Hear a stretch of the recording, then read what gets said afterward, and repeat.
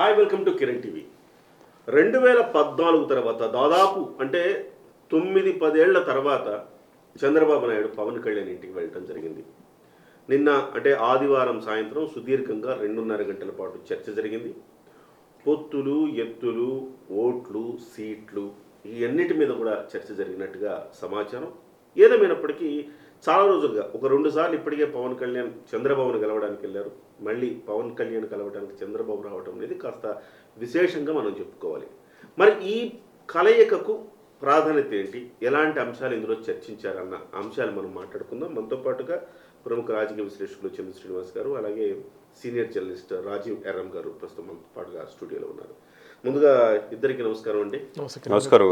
చంద్ర శ్రీనివాస్ గారు, ఏమిటి దాదాపుగా 2.5 గంటల పాటు సుదీర్ఘమైన చర్చలు జరిగాయి అంటున్నారు. స్వయంగా చంద్రబాబే పవన్ కళ్యాణ్ ఇంటికి వెళ్ళడం, ఈ అంశాన్ని మీరు ఎట్లా చూస్తున్నారు? ఎంత ప్రయారిటీ, ఎంత ప్రాధాన్యత ఉంది ఈ పొత్తులో ఈ అంశానికి? కిరణ్ గారు, ముందుగా మీరు తీసుకున్న టాపిక్లో ఆంధ్రప్రదేశ్ ప్రజలకి మంచి జరుగుతుందనే సంకేతాలు బలంగా రాత్రితో అర్థమైపోయింది.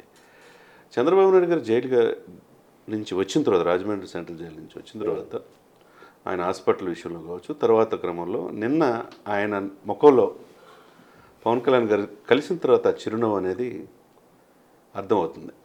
చాలా హ్యాపీగా ఉన్నాడు ఆయన. ఎందుకంటే ఆంధ్రప్రదేశ్ ప్రజలు కోరుకుంటుందే ఆయన కావాలి.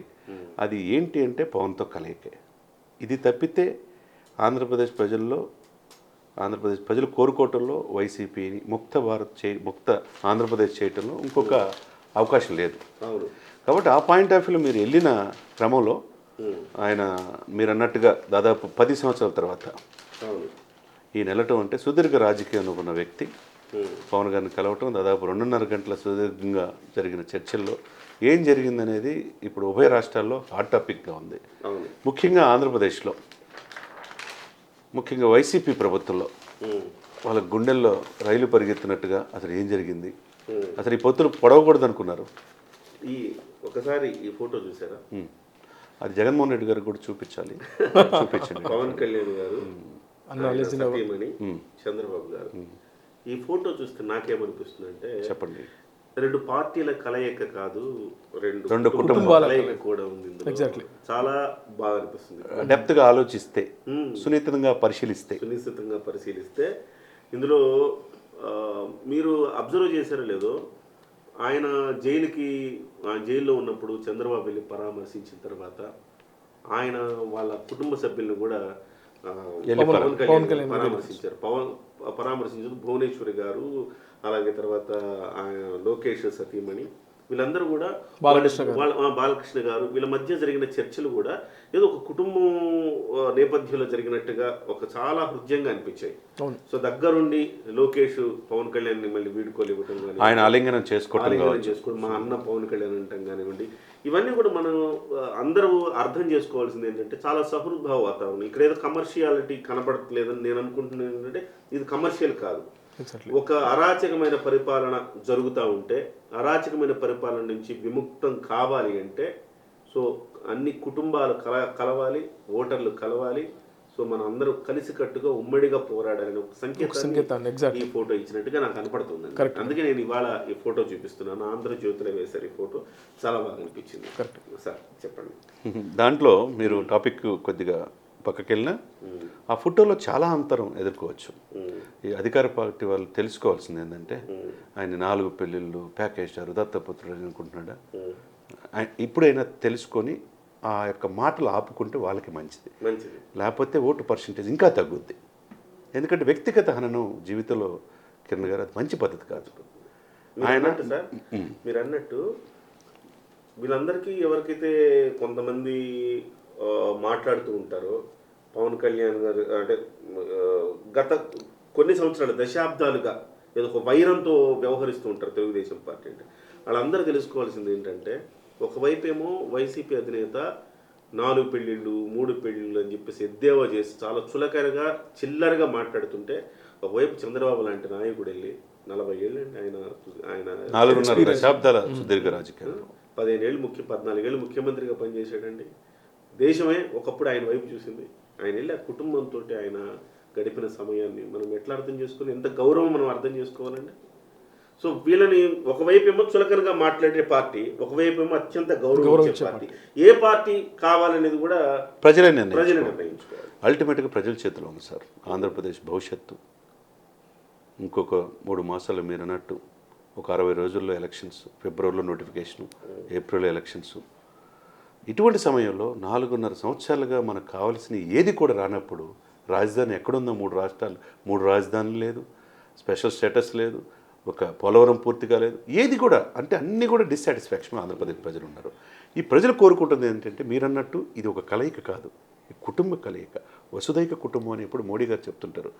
దీంట్లో ఒక మంచి సుహృద్భావ వాతావరణంలో జరుగుతున్న ఈ చర్చలు ప్రతి గుండె ఆంధ్రుల గుండె అది తాకాలి. ఎందుకు ఈ ఆవశ్యకత, ఈ పార్టీల పొత్తు ఎందుకు? పవన్ కళ్యాణ్ గారు చంద్రబాబు నాయుడు కలయిక చాలామంది అవగాహన చేశారు. క్షేత్రస్థాయిలో వీళ్ళు విచ్ఛిన్నం చేయడానికి రకరకాల ప్రయత్నాలు చేశారు. సాక్షాత్ అధికార పార్టీ వాళ్ళు చేసే కొంది ఇంకా స్ట్రాంగ్ అవుతుంది. ఈ ఎమోషనల్ బాండేజ్, ఎమోషనల్ అటాచ్మెంట్ అనేది ఈ 2 పార్టీల మధ్య బలంగా చేకూరింది. 2.5 గంటల సుదీర్ఘమైన చర్చల్లో అన్ని డిస్కషన్స్ ఉంటాయి, అన్నీ కూడా అధికార పార్టీకి నచ్చనీయే ఉంటాయి, ప్రజలకి మెచ్చే విధంగానే ఉంటాయి. ఎందుకంటే ఈ 2 పార్టీల కలయిక చారిత్రాత్మకమైన అవసరం ఆంధ్రప్రదేశ్ ప్రజలకు. రాజీవరం గారు, ఏం జరిగింది అనుకుంటున్నారు ఈ 2.5 గంటల చర్చల్లో? ఏంటి అవుట్కమ్ ఏంటి? కిరణ్ గారు, ఫస్ట్ ఆఫ్ ఆల్ జనసేన పార్టీకి సంబంధించిన కార్యకర్తలు, నాయకులు వీళ్ళంతా దేనికోసం అయితే ఎదురు చూస్తున్నారు. ఆ మధ్యన పవన్ కళ్యాణ్ గారు కూడా ఒక మాట చెప్పారు, మీరు ఏదైతే కోరుకుంటున్నారో అదే జరుగుద్ది, వైఎస్ఆర్సీపీ ఏదైతే జరగకూడదని చెప్పారు కోరుకుంటుందో అది జరుగుతుందని చెప్పారు. దాని ఉద్దేశమే నిన్నటి మీటింగ్. నాకు తెలిసిన ఒక క్లియర్ సమాచారం ప్రకారం జనసేన పార్టీకి రేపు రాబోయే ఎన్నికల్లో ఖచ్చితంగా పవర్ షేరింగ్ ఇవ్వబోతున్నారు, పక్కాగా ఇవ్వబోతున్నారు. ఇది బిగ్ బ్రేకింగ్ నిజం. ఇది ఒక అంటే ఎవరో ఒక మామూలు గాలి వార్తలు కాదు, చాలా కీలకమైన నేతల నుంచి వచ్చిన వార్త. కోట్ల మంది ఆశించే ఎగ్జాక్ట్లీ. జనసేన పార్టీ కార్యకర్తలు, నాయకులు, ముఖ్యంగా కాపు సామాజిక వర్గం పవన్ కళ్యాణ్ గారిని ముఖ్యమంత్రిగా చూడాలనేది ఒక పెద్ద కోరిక. అది కాకుండా చేగొండి హరిరామజోగయ్య గారు మొదటి నుంచి చెప్తున్న ఆయన అదే, జనసేన పార్టీకి పవర్ షేరింగ్ ఇవ్వండి, మీరు 2.5 సంవత్సరాలు, మేము 2.5. ఎగ్జాక్ట్లీ నిన్న జరిగిన మీటింగ్ అదే. జనసేన పార్టీకి పవన్ కళ్యాణ్ గారికి 2.5 సంవత్సరాలు, అది ముందా వెనుక అనేది ఇంకా క్లారిటీ లేదు. కానీ 40% జనసేన పార్టీకి పవర్ షేరింగ్, నామినేటెడ్ పోస్ట్ కూడా 40% ఇస్తున్నారనేది క్లియర్గా మనకు బయటకు వచ్చిన వార్త అండి. ఇక ఇది జనసేన పార్టీ నిజంగా కార్యకర్తలు సంబరాలు చేసుకునే న్యూస్ అండి ఇది. ఇంకొకటి ఏంటంటే రేపు ఉమ్మడిగా వీళ్ళు మేనిఫెస్టో కూడా రిలీజ్ చేయబోతున్నారు. దానిపైన కూడా పవన్ కళ్యాణ్ గారు అలాగే చంద్రబాబు నాయుడు గారు ఇద్దరి ఫోటోతోని మేనిఫెస్టో బయటకు రాబోతుంది. నాకు తెలిసి ఇందాక మన ఇద్దరు డిస్కషన్లో మీరు అన్నారు, అంటే ఏ రాజకీయ పార్టీకి కూడా, అంటే తెలుగుదేశం పార్టీతో ఇప్పటి వరకు పొత్తు పెట్టుకున్న ఏ పార్టీకి కూడా ఇంత గౌరవం ఇవ్వలేదు తెలుగుదేశం పార్టీ. ఎగ్జాక్ట్లీ మీరు చెప్పింది 100% కరెక్ట్ చందు గారు. అంతటి గౌరవం జనసేన పార్టీకి చంద్రబాబు నాయుడు గారు ఇస్తున్నారు. సో అదే పద్ధతిలో రేపు పవర్ షేరింగ్ కూడా అంతే గౌరవంగా ఇవ్వబోతున్నాడు అనేది మనకు వచ్చిన న్యూస్ అంటే. ఓకే చందు గారు, ఇది కళలు కానీ వాళ్ళందరి కళలు నిజమయ్యే తరుణం అనుకోవచ్చా? డెఫినెట్గా కిరణ్ గారు 2 సంవత్సరాల నుంచి మనం మొత్తుకుంటుంది ఇదే, ప్రజల కోరిక ఇదే. అది నుంచి ఇదే స్టాండ్ మీద కూడా ఉన్నాం. అదే ఎటు డివేట్ కాకుండా ఇదే ఛానల్లో అనేక ఇంటర్వ్యూల్లో మనం దాదాపు 200 ఇంటర్వ్యూలు చేసాం. మనల్ని చాలా తిట్టిన వాళ్ళు ఉన్నారు, పొగిడిన వాళ్ళు ఉన్నారు, బెదిరించిన వాళ్ళు ఉన్నారు. మనం ఎక్కడ కూడా ఎరకడిగేలా. రాజీవ్ గారు లాంటి వాళ్ళు కూడా మొదటి నుంచి ఒక నిఖాల్సైన జర్నలిస్ట్గా ఉన్నది ఉన్నట్టుగా ఎవరికి భయపడిన విధంగా ఆయన కూడా ఆయన యొక్క విశ్లేషణలో ఆయన సాలిడ్ సమాచారాన్ని పర్ఫెక్ట్గా ఇస్తాడు. ఆయన ఎవరికి భయపడే వ్యక్తి. ఆ వ్యక్తి నోటి నుంచి, రాజీవ్ గారి నోటి నుంచి ఆ మాట వచ్చిందంటే అది రావాలి ఆంధ్రప్రదేశ్లో కోరిక అనేది మనం ఎప్పటి నుంచి చెప్పుకున్నాం. 2.5 years అనేది. ఎగ్జాక్ట్లీ. నేను నిన్ననే ఒకటి ఘాటుగా వీడియో పెట్టాను, అది కొంతమందికి జనసైనికులకు నచ్చకపోయి ఉండొచ్చు. ఏదంటే ఏదైతే జనసేన పార్టీకి 25-20 సీట్లు ఇస్తారని బయట తెలుగుదేశం మీడియా కానీ ఇతరత్ర వైసీపీ వాళ్ళు ప్రచారం చేస్తున్నారో దానిపైన కూడా నేను నిన్న చెప్పడం జరిగింది. జనసేన పార్టీ అధినేత కనుక 20-25 స్థానాలు తీసుకుంటే అవసరం లేదు మనకి. ఎందుకంటే ఇన్ని సంవత్సరాల నుంచి పవన్ కళ్యాణ్ గారు ఏదైతే మాటలు పడుతూ ఆ కౌలు రైతుల కోసం లక్షల రూపాయలు, కోట్లు అసలు ఇంకా గట్టిగా చెప్పాలంటే ఆ 20-25 సీట్లు తూర్పు పశ్చిమ గోదావరి జిల్లాలో పోటీ చేస్తే సరిపోతుంది, దాకా అక్కర్లేదు.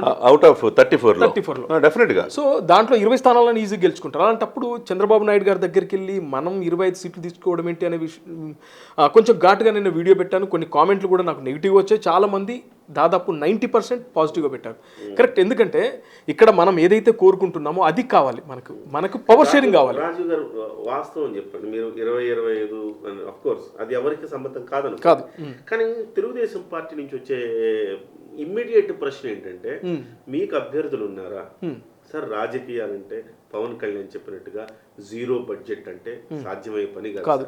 నేను 43 లక్షలు ఖర్చు పెట్టుకోమని ఎలక్షన్ కమిషన్ చెప్తోంది. 43 లక్షలు కాదు, 43 కోట్ల రూపాయలు రెడీగా వైసీపీ వాళ్ళ దగ్గర ఉన్నాయి. అలాంటప్పుడు వాళ్ళు 40 నుంచి 50 కోట్లు ఖర్చు పెట్టే పరిస్థితుల్లో వాళ్ళు ఉన్నప్పుడు మనం కనీసం కాస్త 43 లక్షలు కాదు, 43 కోట్లు కాదు, ఎంతో కొంత మేరకు డబ్బులు ఖర్చు పెట్టుకునే గట్టిగా పోరాడే అభ్యర్థులు కావాలి కదా. వాళ్ళు ఉన్నారా మీ దగ్గర అని చెప్పేసి చంద్రబాబు నాయుడు అడిగితే సమాధానం లేదు, జనసేన పార్టీకి ఉన్నారండి. మరీ మనం అనుకున్నందుకు 100కు మించి అయితే కాదు, కానీ దగ్గర 70-80 మంది మాత్రం సాలిడ్ జనసేన పార్టీకి అభ్యర్థులు ఉన్నారు.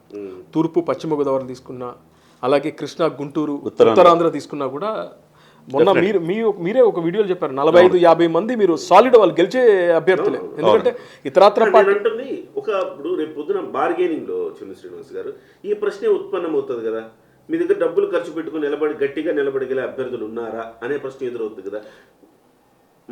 అవును, ఎదురైనప్పుడు సమాధానం చెప్పడానికి ఉండాలి కదా. డెఫినెట్గా అండి. అంటే క్షేత్రస్థాయిలో విత్ ఎవిడెన్స్ ఇప్పుడున్న పర్సంటేజ్ సామాజిక వర్గాల సమీకరణ ఒకప్పుడు 60% చంద్రబాబు నాయుడు గారిని వ్యతిరేకంగా 2019 ఎలక్షన్లో కాపులకి రిజర్వేషన్ ఈయనని చెప్పినా 60% కాపులు జగన్కి వేశారు. ఇప్పుడు ఆ పరిస్థితి ఉందా అంటే అది లేదు. సాలిడ్గా 99%, 1% అటు ఇటు ఉంటారు. ఎవరైతే 3-4 మంత్రి పదవులు ఇచ్చినంత మాత్రాన ఆ కులానికి ఏం ఒరిగిందేం లేదు.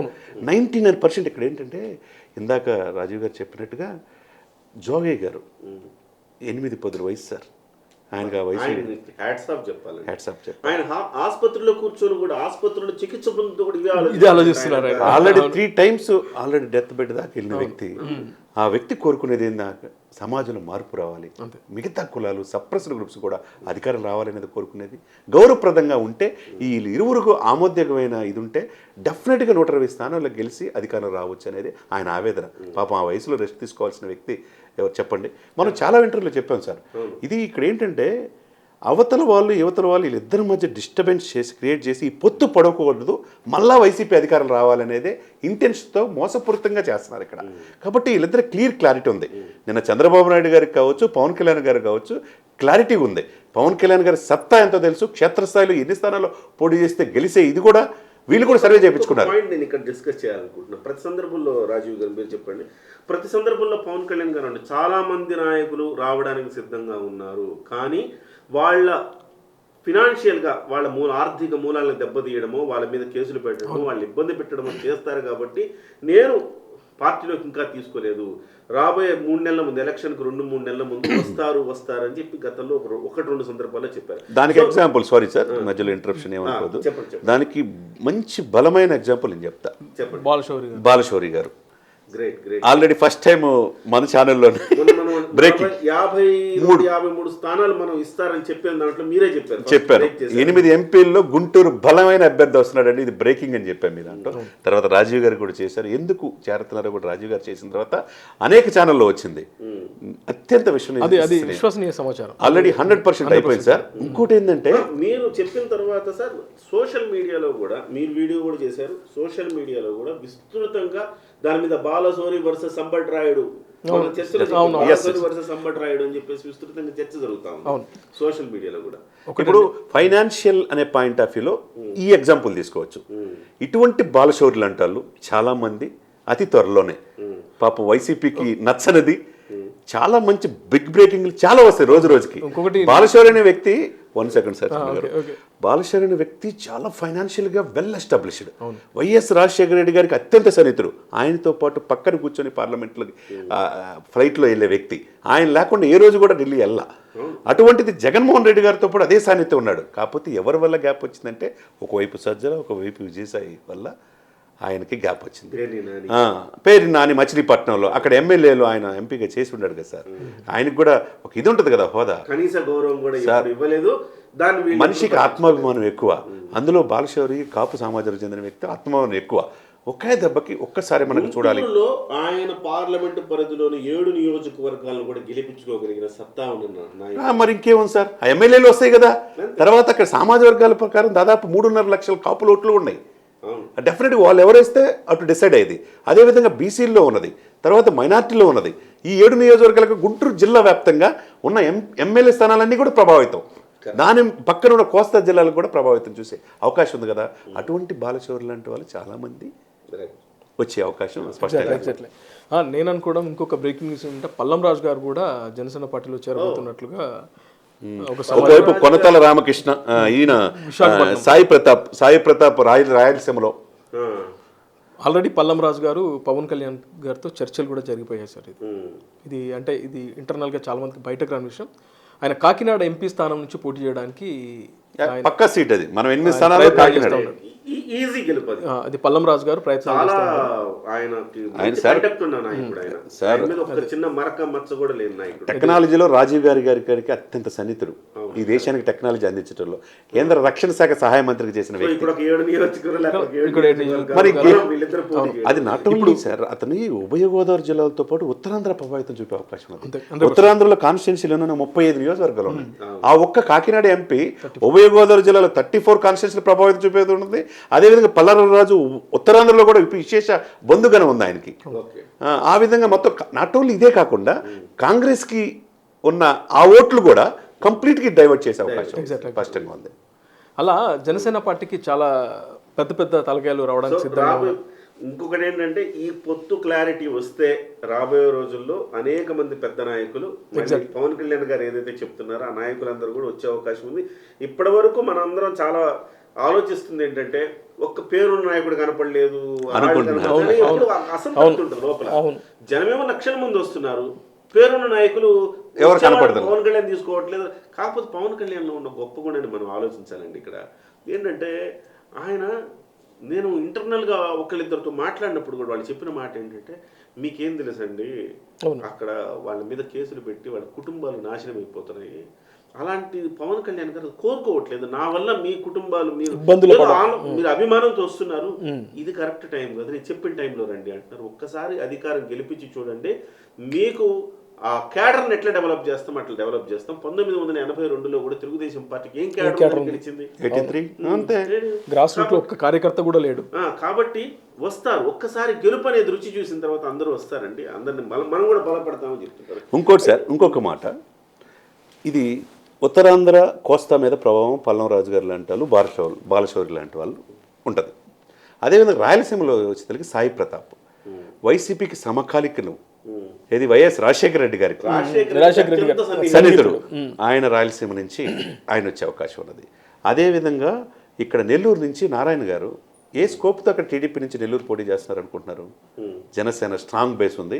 అంతకుముందు జనసేన అభ్యర్థి అక్కడ గెలిచిన ప్రజారాజ్యం శ్రీధర్ కృష్ణారెడ్డి గెలిచిన నియోజకవర్గం. అందుకని ఆ యొక్క ధైర్యంతోనే ఒకవైపు చంద్రబాబు నాయుడు గారిని, పవన్ కళ్యాణ్ గారిని ఒప్పించి నెల్లూరు పోటీ చేస్తున్నాడు. ఆయన స్ట్రాంగ్ బేస్ కదా ఫైనాన్స్గా. ఆ నెల్లూరు జిల్లాలతో పాటు రాయలసీమ కూడా ఆయన ఫైనాన్స్గా కవర్ చేయొచ్చు కదా. చాలా పెద్ద బాధ్యత ఉంది ఆయన మీద. ఎందుకంటే కేవలం ఆయన గెలవడం కాదు, నెల్లూరు జిల్లాలో కనీసం 5-6 నియోజకవర్గాలు మినిమం ఆయనతో పాటు ఒక 6 నియోజకవర్గాలు ఆ బాధ్యత అప్పచెప్తారు సార్. ఈ రోజుగా సార్ ఉత్తరాంధ్ర జిల్లాల బాధ్యత అంతా 2014లో ఆయనకి అప్పచెప్పాడు, గెలిపించి చూపించాడు. Narayana is a trouble shooter. కాబట్టి నారాయణ యొక్క ప్రభావం రాయలసీమలో ఎక్కువగా. కాబట్టి ఇక్కడ ఏంటంటే ఆర్థిక మూలాలు జీరో పాలిటిక్స్ అనేది ఈ రోజుల్లో కష్టమైనా పవన్ కళ్యాణ్ సిద్ధాంతం ప్రకారం ఎక్కువ ఖర్చు చేయొద్దని అన్నా అంత సమర్థవంతమైన వాళ్ళే ఉన్నారు, లేరు అనుకోవడానికి ఇక్కడ ఏమి లేదు. అయితే నిన్న మీటింగ్లో ఒకటి కీలకంగా చెప్పుకోవాల్సింది ఏంటంటే సీట్లు తగ్గే అవకాశం ఉంది. మనం అనుకున్నట్టు 50-40 కూడా కాదు, 30 నుంచి 35 వరకు ఇస్తేనే, అంటే 30 తీసుకోండి, మీరు ఏదైతే కోరుతున్నారో అవి ఇవ్వడానికి సిద్ధంగాని చంద్రబాబు నాయుడు గారు చెప్పినట్టు క్లియర్గా ఉందండి. ఇది వ్యాలిడ్ ప్రతిపాదన. ఎందుకంటే ఇప్పుడు మనం కోరుకుంటున్నది ఏంటి, ముఖ్యమంత్రి స్థానంలో షేరింగ్ అడుగుతున్నాము. షేరింగ్ అడిగినప్పుడు గంగిగోపాల్ గరిటెడైన అన్నట్టుగా 35 ఇస్తే 30 గెలిచి చూపిస్తే రాజ్యాధికారం ఆటోమేటిక్ వస్తూ ఉంటే, ముఖ్యమంత్రి సీట్ వస్తూ ఉంటే 30 గెలిపించుకోవడానికి అభ్యంతరం. 30 గెలిపిస్తే పార్టీ చాలా బలమైంది. 175 స్థానాల్లో 30 అంటే కింగ్ మేకర్ పాత్ర, కింగ్ పాత్ర రెండు వస్తాయి. ఈ విషయంలో రాజీవ్ గారికి మీకు నేను ఒక చిన్న విభేదిస్తా. క్షేత్రస్థాయిలో ఉన్నది చెప్తా, ప్రజల్లో ఉన్నది చెప్తా, ఏమి అనుకోవద్దు. 100%. కాకపోతే ఇక్కడ ఏంటంటే గౌరవప్రదం అనేది ప్రజలు కోరుకుంటారు. 100%. కనీసం 30-35 అంటే 30 ఇస్తే 30 సీట్లు గెలిచి ఎన్ని అనేది కూడా చూసుకోవాలా. గౌరవప్రదం అనేది కోరుకుంటుంది ఏంటంటే 50 లేకపోతే 45. అదే ఇది 8 ఎంపీలు లేకపోతే 5 ఎంపీలు. అది ఉంటే ఎందుకు ఉంటుందంటే వైసీపీకి లాసు. జనసేన ఎమ్మెల్యే పోటీ చేసే స్థానాలు ఎక్కువ అయ్యే కంది వైసీపీ డౌన్ అవుతుంది, జనసేన తగ్గితే కంది వైసీపీ పెరుగుద్ది. ఎందుకంటే నమ్మకం ఇక్కడ క్షేత్రస్థాయిలో ఇక్కడ ఏంటంటే ఓటు మీరు అన్నట్టు ఇటు డైవర్ట్ కావాలా జనసేన అభ్యర్థులకి. సార్ మనం మాట్లాడుకుంటున్నది ఇంత ముందు నుంచి మనం మొన్న డిస్కషన్లో చెప్పింది బలంగా 50 స్థానాలు ప్లస్ బలమైన స్థానాలు ఉన్నాయి. అవును, 50 స్థానాలు ప్లస్ బలంగా ఉన్నాయి. ఖచ్చితంగా మనకు సీట్లు ఇవ్వాల్సిన 50 సీట్లు అయితే ఖచ్చితంగా ఇవ్వాల్సిన అవసరం ఉన్న స్థానాలు ఉన్నాయి, 50 స్థానాలు. అది మొన్న కూడా మనం కాకపోతే ఇక్కడ నేను ఇంతకుముందు చెప్పిన అంశం ఏంటి, మనకు బలమైన అభ్యర్థులు ఉన్నారన్న చర్చ వచ్చినప్పుడు బలమైన అభ్యర్థులు పవన్ కళ్యాణ్ కనుక చూపించగలిగితే 50 సీట్లు ఇస్తారు. చూపించలేనప్పుడు 30-35కి కన్ఫైన్ అవ్వచ్చు. సో ఓకే, మేబీ మధ్య మార్గం 40-45 మధ్య గనక ఇది ఆగితే 100% ఈ కలయిక సక్సెస్ అవుతుంది. Super hit, no doubt at all. అయితే నిన్న మీరు ప్రెస్ నోట్ కూడా నాదెండ్ల మనోహర్ గారి ప్రెస్ నోట్ కూడా అదే చెప్తాం సార్. ఆయన ఇండైరెక్ట్గా చెప్పినా కూడా జనసేన పార్టీకి సంబంధించిన ఎవరైతే కార్యకర్తలుగా నాయకులు కానీ ఆశావాహులు ఎవరైతే ఉన్నారో వాళ్ళకి తగిన న్యాయం చేస్తాం, తప్పకుండా ఎవరిని కూడా మనం తగ్గించే పరిస్థితి లేదని ఇండైరెక్ట్గా చెప్పిన దాంట్లో ఉద్దేశం కూడా అదే. రేపు సీట్లు తగ్గినా ఖచ్చితంగా రేపు నామినేటెడ్ పోస్టులు కానీ వాళ్ళకి ఎమ్మెల్సీలు కానీ ఇచ్చే అవకాశం ఉన్నట్లుగానే వాళ్ళ మధ్యన చర్చ జరిగింది అనేది చాలా క్లియర్గా చెప్పింది. చాలా ఇంపార్టెంట్ ఇష్యూ అండి, ఎందుకంటే సీట్లు ప్లస్ నామినేటెడ్ పదవులు ప్లస్ మంత్రి పదవులు ఇన్నిట్లో కూడా చర్చ అంటే చాలా బలంగా స్ట్రాంగ్ కన్స్ట్రక్టివ్ గా డిస్కషన్ జరుగుతుంది. ఏదో పొత్తు పెట్టుకున్నామా రేపు వదిలేస్తామా. చాలా మందికి ఉన్న అనుమానం ఏంటంటే చంద్రబాబు నాయుడిని నమ్మదగిన మిత్రుడు కాదు అనేది స్ప్రెడ్ చేశారు, సహజంగా స్ప్రెడ్ అయిపోయింది. కానీ నేను ఇది జరిగితే కనుక చంద్రబాబు నాయుడు గారు నెత్తిని పెట్టుకుంటారు జనసేన క్యాడర్ మొత్తం కూడా, డెఫినెట్గా అంతే కదా. అవును సార్, సహజంగా చంద్రబాబు నాయుడు ఏంటంటే సహజంగా రాజకీయాల్లో ఎత్తులు పై ఎత్తులలో చాణక్యుడు. సో అందులో భాగంగా 1-2 సందర్భాలు అలాంటి ఘటనలు జరిగిన మాట వాస్తవం. బీజేపీ విషయంలో జరిగిన మాట వాస్తవమే. దాంతో నమ్మదగిన మిత్రుడు కాదని బీజేపీని స్ప్రెడ్ చేసింది. అవును, కానీ ఇవాళ చంద్రబాబు నాయుడికి కూడా చాలా అత్యావశ్యకం. జోగయ్య గారు చెప్పినట్టుగా టీడీపీకి జనసేన ఎంత అవసరమో జనసేనకు టీడీపీ అంతే 100%. కాబట్టి ఇవాళ చారిత్రకమైన ఒక జంక్షన్ లో ఉన్నాం సార్ మనం. ఈ యొక్క కూడల్లో, చారిత్రకంగా ఉన్న ఈ కూడల్లో మనం ఏం డెసిషన్స్ తీసుకుంటామో జనం వాటిని ఆమోదించగలిగే డెసిషన్స్ తీసుకుంటే ఖచ్చితంగా రాజ్యాధికారం మళ్ళీ పవర్లోకి వచ్చే అవకాశం అయితే స్పష్టంగా. ఇంకొక విషయం ఏంటంటే ఉమ్మడి మేనిఫెస్టో ఏదైతే చెప్తున్నారో దాంట్లో ఇంతకుముందు తెలుగుదేశం పార్టీ సూపర్ 6 పేరిట వాళ్ళు ఒక 6 పథకాలని రెడీ చేసి పెట్టుకున్నారు. మొన్న మినిమం మహానాడులో బాబు జనసేన నుంచి ఒక 4 తీసుకున్నారు. 4 తీసుకొని ఇప్పుడు సూపర్ 10 గా అది మేనిఫెస్టోని కూడా రెడీ చేశారు. 20 ఫోటోలతో. అంటే సూపర్ 10 అంటే ఇద్దరికి సమానంగా, అంటే ఇక్కడ అర్థమైపోతుంది 4 వీళ్ళై 6 వాళ్ళై 40-60 అట్లా కనబడుతుంది. అది కాకుండా మేనిఫెస్టో మీద కూడా ఇద్దరు పవన్ కళ్యాణ్ గారు అలాగే చంద్రబాబు నాయుడు గారి ఫోటో చూస్తూ ఉంటే నాకు కొంచెం గ్రేట్ అండి. ఎందుకంటే ఇవాళ ఇది చారిత్రకం అండి. ఈ కలయిక రాబోయే 10 ఏళ్ళు పవన్ కళ్యాణ్ గారు చెప్పినట్టుగా 10 ఏళ్ల సుదీర్ఘమైన ఆలోచనతో ఆయన అన్నారు.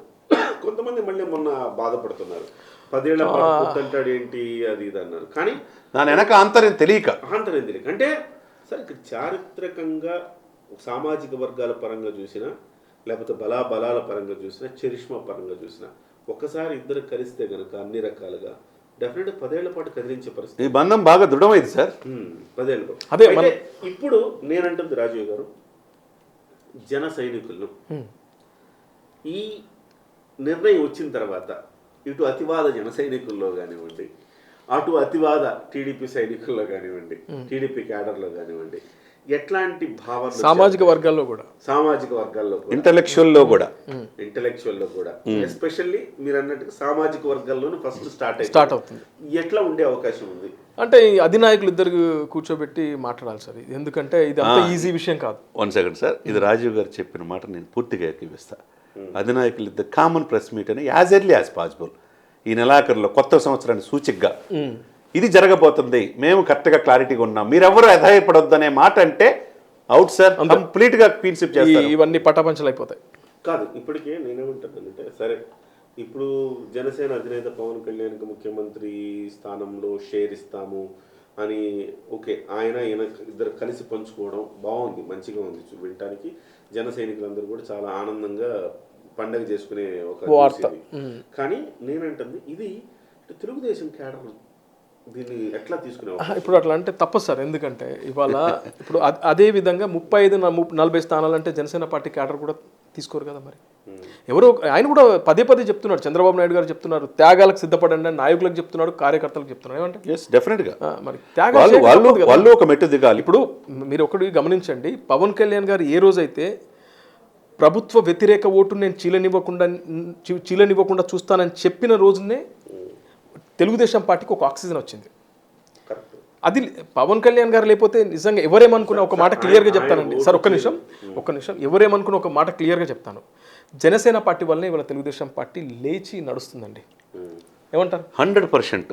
అసలుకి ఆ బెడ్ మీద ఉన్న దాన్ని పైకి లేపి ఒక భరోసా ఇచ్చి ఒక ఆక్సిజన్ ఇచ్చి నడిపిస్తున్నాడు సార్. క్యాడర్ తర్వాత బయటకు వచ్చారు, అధ్యక్షుడు మిగతా వాళ్ళు సీనియర్సే మాట్లాడలేని పరిస్థితిలో మొత్తం ఒక పవన్ కళ్యాణ్ గారికి ఒక ఆక్సిజన్ అందించాడు సార్. ఇవాళ తెలుగుదేశం పార్టీ క్యాడర్ కానీ అలాగే తెలుగుదేశం పార్టీ నాయకులు కానీ ఒప్పుకోకపోతే రేపు ఆ గ్రాస్ రూట్లో ఏదైతే నియోజకవర్గాల్లో కార్యకర్తలు పనిచేయడానికి సిద్ధంగా ఉంటారు. ఎందుకంటే ఇక్కడ తెలుగుదేశం పార్టీ వాళ్ళే ఒక పెద్దన్న తరహాలో వీళ్ళందరినీ కలుపుకొని వెళ్లాల్సిన పరిస్థితి ఉంది. ఎక్కువ టీడీపీకే ఉంది తప్పకుండా, లేకపోతే కష్టం అవుతుంది. ఎందుకంటే ఇక్కడ రేపు కనుక మళ్ళీ తెలుగుదేశం పార్టీ గవర్నమెంట్ రాకపోతే వైఎస్ఆర్సీపీ పార్టీ తెలుగుదేశం పార్టీని భూస్థాపితం చేస్తుందండి. ఇది రాసి పెట్టుకోండి. ఇంకోటి ఏమండి, 100% ఎప్పుడైతే ఓటు చీలనివ్వనంటే కొంతమందికి తెలియని చారిత్రక విషయాలు చెప్తున్నారు సార్. 2 విషయాలు.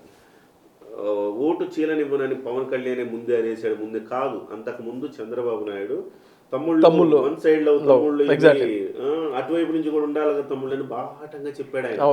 ఆ తర్వాత పవన్ కళ్యాణ్ ఓటు చీలనివ్వనాడు. మనం అర్థం చేసుకోవాల్సింది ఏంటంటే చంద్ర శ్రీనివాస్ గారు అండ్ రాజీవ్ నాయకులు ఇద్దరికి క్లారిటీ ఉందంట. వాళ్ళిద్దరికి పర్ఫెక్ట్ క్లారిటీ ఉంది. అవును, కానీ మధ్యలో ఏమైందంటే ఆయన కొన్ని ఆఫర్ చేసేటప్పుడు 15-20 అన్నాడు. అది ఆయన పవన్ కళ్యాణ్ గారు చాలా ఇబ్బంది పడ్డారు అనేది ఈసారి చెప్పి వాట్సాప్ న్యూస్ సార్. అవన్నీ ఇవన్నీ నమ్మకూడదు, ఫేక్ న్యూస్ నమ్మకూడదు. ఇక్కడ ఏంటంటే సార్ ఇక్కడ రాజకీయ ఎత్తుగడలు అనేవి చాలా ఉంటాయి సార్. అవును, రాజకీయ ఎత్తుగడలు ఏమవుతుందంటే చంద్రబాబు నాయుడు గారికి సహజంగా ఉన్న అలవాటు ఏంటంటే ఆయన ప్రభుత్వంలో ఉన్నప్పుడు లేనప్పుడు కూడా ఆయన చిన్న ఒక లీక్ వదులుతారు. వదిలి దాని మీద చర్చ ఏం జరుగుతుందో చూస్తారు. సో ఇట్లా ఆయన వాళ్ళ నాయకుల ద్వారా ఒక లీక్ వదిలి ఉండొచ్చు. వదిలి చర్చ ఏం జరుగుతుందంటే చర్చ కాస్త హార్డ్గా ఉంది, ఇది కుదరదు పని చేస్తుంటారు. ఓవరాల్ గా 2 పక్షాలు సంయమనంతో ముందుకెళ్లే అవకాశం ఉందా రాజీవరం గారు? ఇటు ఓటు అటు ఓటు ఇటు ట్రాన్స్ఫర్ అయ్యే అవకాశం ఎంతవరకు ఉంది ఈ ప్రతిపాదన తర్వాత? నేను ఇందాక చెప్పింది కరెక్ట్ ఒకటేనండి. ఎవరైతే అధినాయకులు ఉన్నారో కింది స్థాయి అంటే నియోజకవర్గాల వారిగా ఇన్ఛార్జ్లను ఆ దిగువ స్థాయి నాయకులను కూర్చోబెట్టి మాట్లాడి వీళ్ళ ద్వారా వాళ్ళకు ఒప్పించే ప్రయత్నం చేస్తేనే జరుగుద్ది. అంతేగాని వీళ్ళు అధినాయకులు అనుకొని ఇంకా మేము కలిసిపోయాం మీరు చేయండి అంటే కుదరదు సార్, అది జరగని పని. ఎందుకంటే మీరు ఏదైతే ఇందాక అన్నారో అతివాద టీడీపీ అతివాద జన సైనికులు కానీ సామాజిక వర్గాల్లో మొదటి నుంచే ఆ గ్యాప్ ఉంది.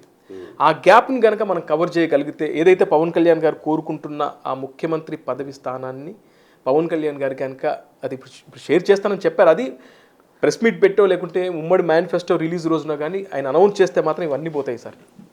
డెఫినెట్గా రాజీవ్ గారితో పూర్తిగా నేను ఏకీభవిస్తానే.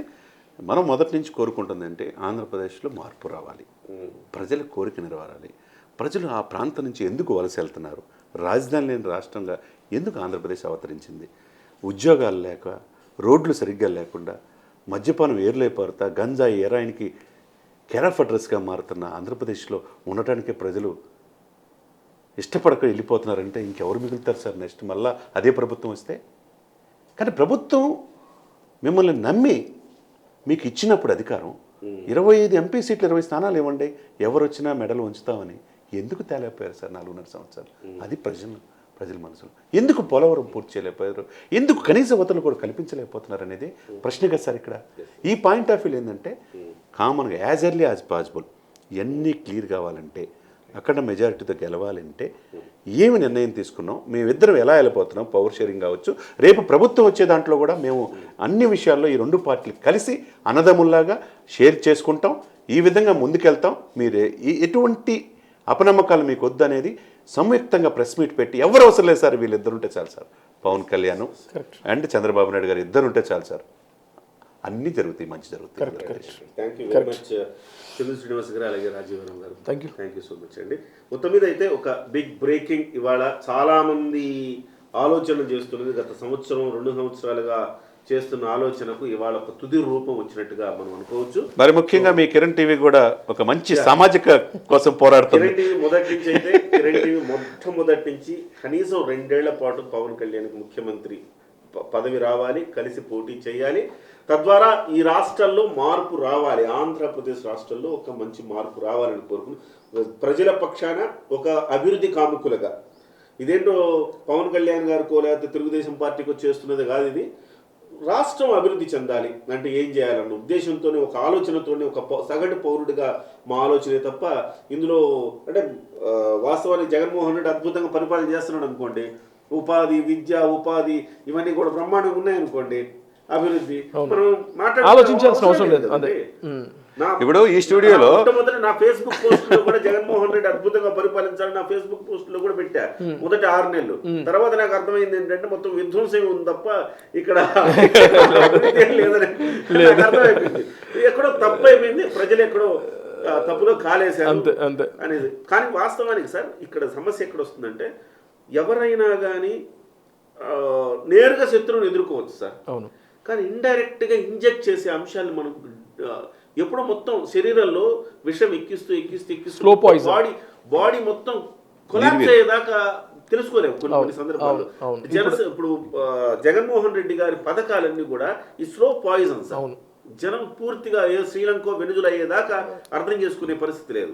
కాబట్టి ఇలాంటప్పుడు చదువుకున్న వాళ్ళం మనమైనా గనక కొంచెం ఒక స్టాండ్ తీసుకుని మాట్లాడకపోతే, కిరణ్ గారు ఈ డిబేట్ లో ఇంత ఆహ్లాదకరంగా జరిగే ఈ డిబేట్ లో రాజీవ్ వెర్రం గారిని ఈ రోజు స్వయంగా చూడటం, ఆయన కూడా ఒకే వేవ్లెంత్ ఒక సామాజిక చైతన్యం కోసం తెలంగాణ రాష్ట్రం. రాజీవ్ వెర్రం గారిని అందరూ చూసే ఉంటారు, జగన్ టీవీ ఆన్లైన్ ద్వారా ఆయన ఛానల్ కి అధినేత, దాని ద్వారా మీ అందరికి వీడియోల ద్వారా ఈయన తెలంగాణ బిడ్డ అయినా ఆంధ్రప్రదేశ్ లో మార్పు కోసం తపన పడుతున్నాడు. ఒక తెలంగాణ భాష అయినప్పటికీ కూడాను ఆంధ్రప్రదేశ్ రాజకీయాలను సునిశ్చితంగా గమనిస్తూ అక్కడ మార్పు రావాలి అంటే ఏం చేయాలనే ఉద్దేశంతో ఆయన నిరంతరం తప్పిస్తూ ఉన్నారు. Anyway sir, thanks a lot.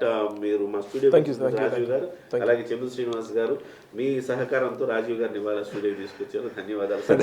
మొత్తం మీద 40-60 జనసేనకు 40%, తెలుగుదేశానికి 60% లెక్కన సీట్లు, పదవులు, చివరికి ముఖ్యమంత్రి పదవి కూడా షేర్ అవుతుందని ఒక సీట్లు కాదు sir, power sharing nominated post, అలాగే నామినేటెడ్ పదవులు, సీఎం స్థానం, నామినేటెడ్ పదవులు, ఈ రకమైన షేరింగ్ ఉండొచ్చు అని చెప్తున్నారు. సీట్లకు సంబంధించి మరింత క్లారిటీ అయితే రావాల్సిన అవసరం ఉంది. 30 నుంచి 50 మధ్య చర్చలు అయితే గట్టిగానే జరుగుతున్నాయి. మరి ఎంతవరకు సీట్లు అనేది అభ్యర్థులను బట్టి, అక్కడ గెలిచే గుర్రాలను బట్టి ఆధారపడి ఉంటుంది. మరి చూద్దాం. ఇవాళకైతే ఒక బిగ్ బ్రేకింగ్ ఏంటంటే పవర్ షేరింగ్ సీఎం సీట్లో ఉండబోతోంది. ఇది జన సైనికులు కోట్ల మంది ఒక పండుగ లాంటి వార్తని మనం చెప్పుకోవచ్చు. నమస్తే.